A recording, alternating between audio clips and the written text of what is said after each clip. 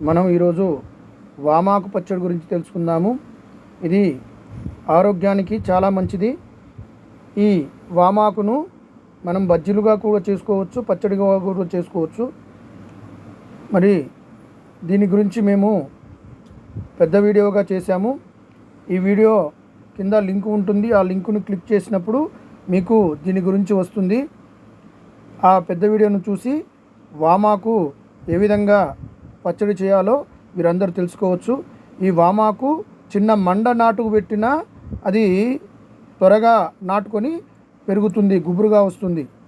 ఇది జీర్ణ వ్యవస్థను చాలా మెరుగుపరుస్తుంది. మనకు కొంతమందికి అప్పుడప్పుడు పుల్లటి తేల్పులు వస్తాయి.